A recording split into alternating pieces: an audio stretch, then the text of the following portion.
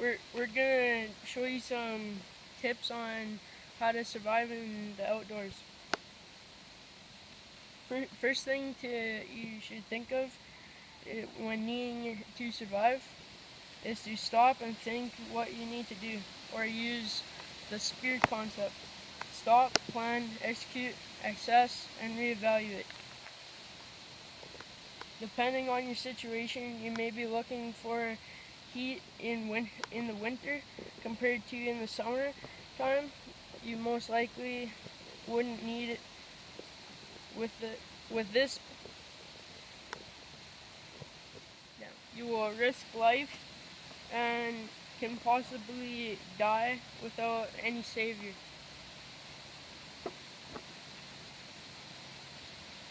Yeah. As the most important thing to consider is the rule of threes.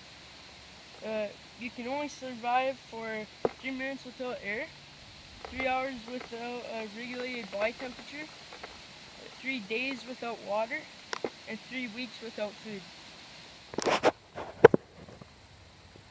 We're going to show you shelters.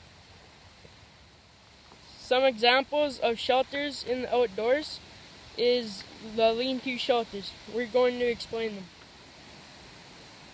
It's helpful to consider when making your shelter the base of your shelter for insulation from rain, wind, and heat loss throughout the ground. Comfortability, if that is where you'll be laying, if you're planning to lay on the ground, you can use spruce boughs like this and cut them off and put them on the ground. You can see like how it's been used here.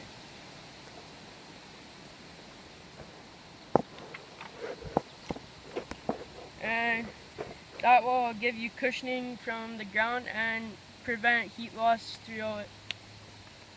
Including the location, if it is near hazards like animals or insects, you don't want it to be near ants or bees, wasps, or hornets, where you shouldn't interrupt their territory as you respect and admire them from a good distance away. Your roof can consist of spruce boughs as well if you use ropes and tarps.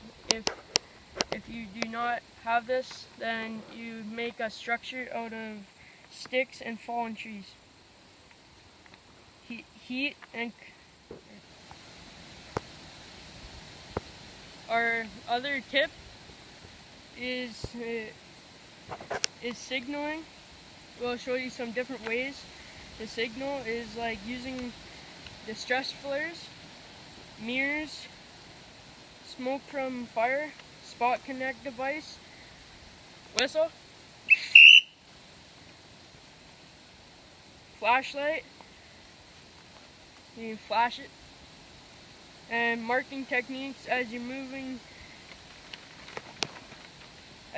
through the bush to where you have been when you're lost, to show your path, just like this, like that.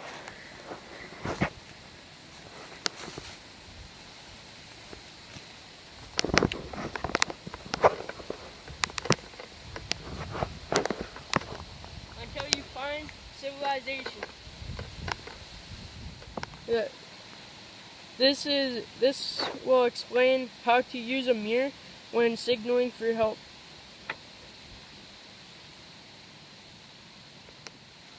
When you're in seek for food, if you are along a river and with fish along it in shallow rapids, you can either try catching them with your hands or spear them with a stick, or you can make a fish ladder with the little rocks making ledges so it's like a staircase, and they will catch on it and you can run out and grab them that way.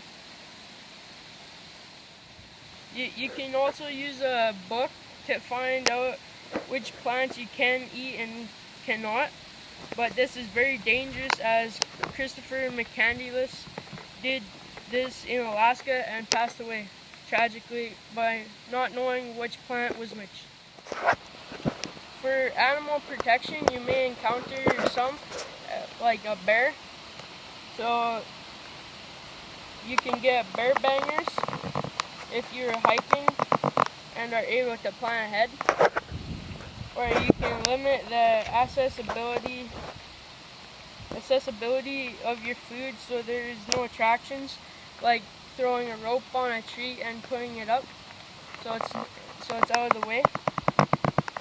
If you cannot plan for your venture, then it's best to get in between a cub. Best not to get in between a cub and a mother bear, but if it's alone, it's better to make yourself bigger and slowly back away, so to show that you are not prey and you're equal to them, so they won't come after you.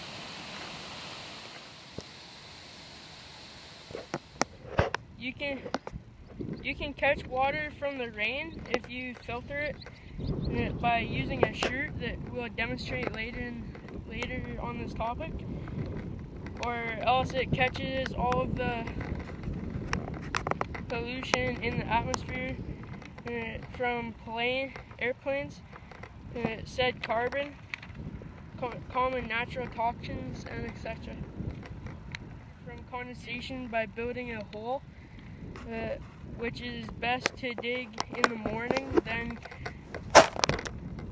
put some plastic over it and pin it down on the outside of the hole and place an object in the middle so it runs down into the reservoir that you can place in the center of the hole, and it'll catch the liquid. This method is called the evaporator.